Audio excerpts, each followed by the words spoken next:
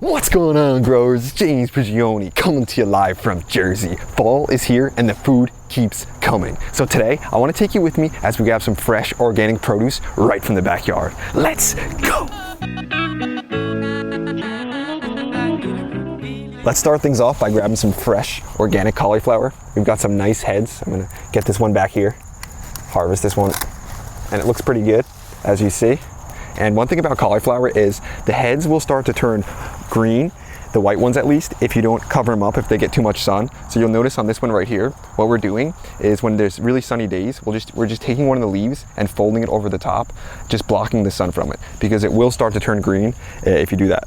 One thing you want to make sure of though is on rainy days, you want to take it off and allow it to like dry out, because if it stays wet for too long, it can start to rot. Let me put this in here. I'll grab this one too, and it looks like Tuck might want to try a little bit of it. So Tuck likes the kale and stuff. I'm not sure actually if he loves the cauliflower. We'll see. Give him just a little sight of this head. Crack a piece off for him. I'll get low down there and see if he wants to try it. What do you think, boy? Well, looks like he's gonna go for it. Take that, boy. We'll let him snack on that. So Tuck's definitely enjoying that one, but we got a lot more stuff we need to harvest. You can see a lot of this kale here. This is the red Russian. This is the super cold hardy kale, so we're gonna be eating that one late into the season. And I love these yard-long beans. We're getting so many of them. As I bring you on this backside too, you'll notice there's so many more that are still producing because we're staying on top of picking them, and we even got more flowers coming. So there's a lot over here I need to harvest. Just grab some of these. I like to get them more when they're this size. A lot smaller makes them sweeter, better, more tender. Typically when things grow fast, then they actually are sweeter, and when they grow really slow, they're actually, they're harder and just not as sweet, a little more bitter.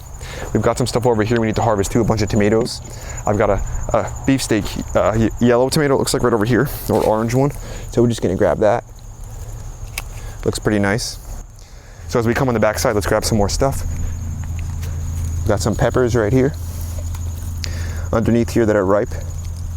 We'll grab that one. Got another red pepper over here.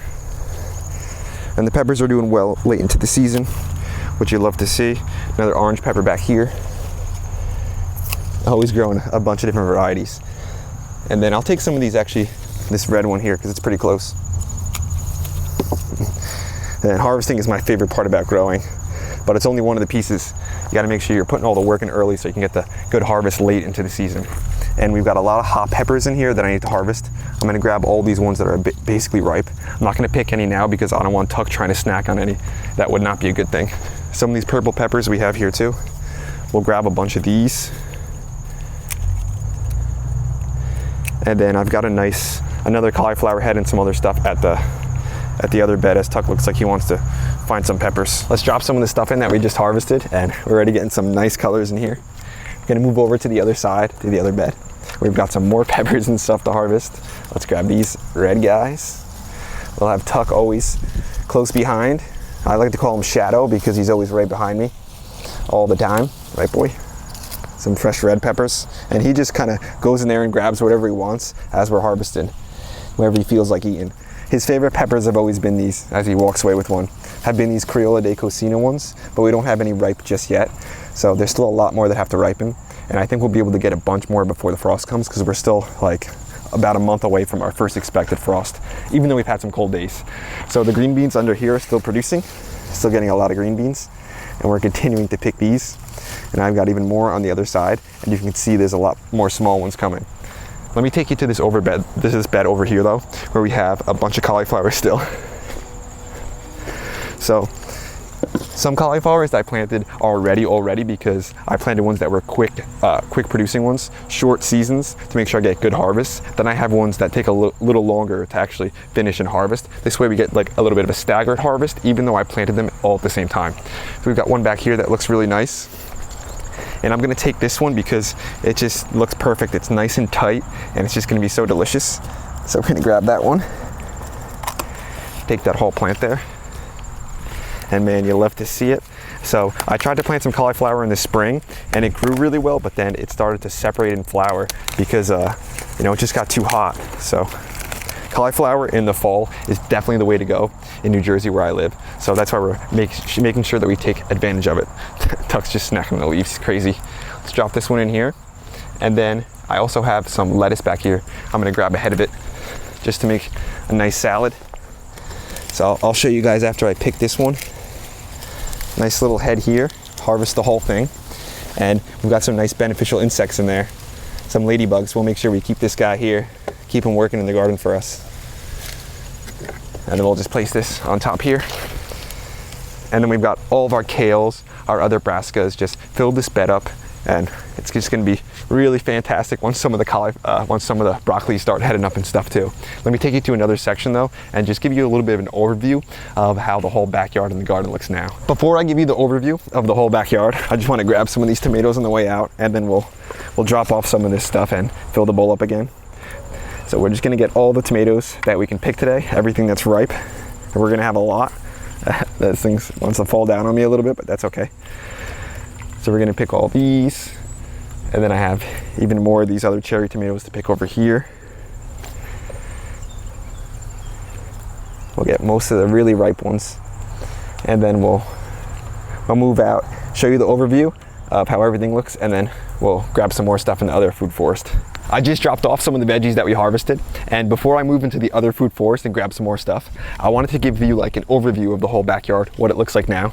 So some of you have been following since the beginning. Back in 2012, I just started to transition this regular grass backyard into a food forest, into somewhere where we can grow a lot of food. And it started off in just a small section. I didn't realize it was gonna get this big and this crazy, but I'm happy that it did, because me and Tuck have such a blast back here. And you'll notice right here, the persimmon tree, even though we had that crazy storm and the wind was whipping through, a lot of the persimmons still held and they're doing real well, starting to change color. So I'm really excited to see that, and we should have a great harvest from these persimmons this year. That's a Nikita's gift. I've got some more stuff along the fence line, even on the outside, that I want to grab first. Some cucumbers over here, we'll go grab those. Let's grab some of these fresh cukes, and they started to slow down a little bit because the weather is changing. It's getting a little cooler, but still some nice ones hiding in here. Nice slicing cuke right there. Another one up here. See these little baby pickling cucumbers. Looking pretty nice. We'll set those in, and then we'll move ahead, and I know there's more. This is just on the outside of the garden too. This guy here, nice one right here. What do you think, Tuck? Not too bad, huh, boy? He already has eaten a couple cucumbers himself. While I was trying to film before, he just came over and just grabbed a cucumber from the raised bed, harvested himself, and started eating it. I've got some more cucumbers here, and then some more hidden up even here. And we'll grab a lot of these, and then move on into the food forest where I have a bunch of more stuff to harvest. We'll get to. We're in the new food forest now, and I gotta kind of dance through the pumpkins here to get over to this raised bed. It's doing real well. As you see, we still have a lot of stuff growing in here. And what I'm gonna do is grab some of these eggplants because they look fantastic. So we'll grab these eggplants. Got a bunch of eggplants to harvest today. Not too bad. Grab another one here. Not bad. I'll set that in there. Got some peppers right here. It's a little pepper here. Then I've got some peppers, actually, you probably can't even see really, hidden inside here. So we'll grab one of those guys. I see a couple more in there we'll grab. And then I'll move my way around the bed and grab some more of these eggplants here. Got a number of them. Set that down. And one of the cool things about fall is like the fall colors. So we've got the purples, the reds, the yellows, everything just all comes together. We'll definitely be making some eggplant parm. As Tuck looks what he wants. He looks like he grabbed the pepper. He's always getting something. As I grab this big eggplant here. It's a nice one. Set that in. Grab these peppers Tuck took. And I know I've got some more peppers here already. Hey Tuck, we'll grab you a carrot or something, boy. He wants the pepper, but I think he'll want a carrot even more. Tuck, you want some carrots? I'll move over here. I know I got some carrots ready. As he's running away with the pepper. Tuck, what are you doing, boy? And then some more cucumbers I'll grab right here. You gonna snack on that pepper, boy? Okay. Let's move down this little row we have planted right here. And some of these peppers are still ripening, but some of them are monsters. This plant has just been so productive. Look how many things peppers it's got on it. So that's what you love to see. Some lettuces that are still you know, getting a little larger right here. And we've got some more peppers. And as I move down over here, this pepper too is so productive. Look how many peppers. It's a nice size too, nice shape. And we've got some next rounds of kale planted right here. That's the dazzling blue kale. And we've got some calabash cabbage that we're waiting for that thing to start heading up. A lot of these hot peppers right here, which I won't pick because I don't want Tuck going for any of those. Then we've got beans planted right next to that. The dragon tongues, my favorite beans. Got some nice ones in here. And you can see we have oops, dropped that one. We've got a bunch of small ones, so we'll be eating beans for a while. And these are my favorite beans. These are so sweet, so delicious. We'll make sure we harvest a bunch of these. And then we'll move over, grab some other stuff too. Now, let's grab some of these fresh cherry tomatoes, looking real nice. I got some more over here, some down here. And the cherry tomatoes are so delicious, so sweet, and great late into the season. And one thing you'll notice is on these plants, this is the first year actually that I've had an infestation of aphids. So I'll give you a little zoom and show you. That's okay. What I'm gonna do to combat that is I'm gonna pick all the tomatoes today, essentially all the ripe ones. Then I'm gonna make a mixture of neem oil. I'm not gonna just use the neem oil that you get fresh from the store because that's basically just like smothering oil. It's not really the good neem oil. With the good neem oil, which is organic and natural because it just comes from the neem tree, it has something in it called the azadirachtin. That's what's gonna really kill off a lot of the insects and prevent more from coming. One thing you want to make sure of is that you're doing this spray later in the evening, which is when I like to do it, because you don't have any pollinators out or anything, so it won't negatively affect them. Because the neem oil really goes after the plants that are goes after the insects that are eating the plant. So don't have to worry too much about injuring the bees as long as we time it just right. So again, we're going to pick all this stuff and then we're going to spray them all down with neem oil to help combat some of this issue, because they have just come in droves this year. And we don't want them because they spread disease and things. So we're just gonna make sure we get those out of the garden. But before we do, we're gonna get some nice harvests out of it. If you want to see exactly how I use the neem oil in the garden and what kind I use, I have a video I made earlier in the year titled How to Control Pests in Your Garden. And I'll also put a link to the neem oil in the description down below of this video. Let's grab some zucchinis from over here too. We've got this golden zucchini, and this has got to be my favorite color zucchini ever. It's just so striking, so beautiful. It's just amazing. The contrast of color is just, I think it just looks so cool. We've got some more zucchinis ready back here. I'm gonna have to kind of jump over to grab. We'll set back here. Decent one right here. Not bad. Looks pretty good. These will be delicious. Set that one right there. What do you think, Tuck? Not too bad, huh, boy? I'm gonna move over and grab one of these Costado Romanescos. Even though it's so tiny, I just love them when they're small because, like I mentioned earlier, things are just so good when they're young. They're so sweet, and I want this thing to just keep producing. And when they're like this small, you don't even have to cook them. You could just dice them up and put them in your salad just like that. That's today's video, growers. Thanks for watching. I hope you enjoyed it. I hope you got something out of it. Just because it's fall and we're doing some harvesting doesn't mean that we're done planting. We're going to be stretching the growing season as far as we possibly can, growing into fall, even into winter. I've got trays of things just planted I haven't even put into the ground yet. I haven't even put on the hinged hoop houses either, so we're gonna make sure we're still doing that.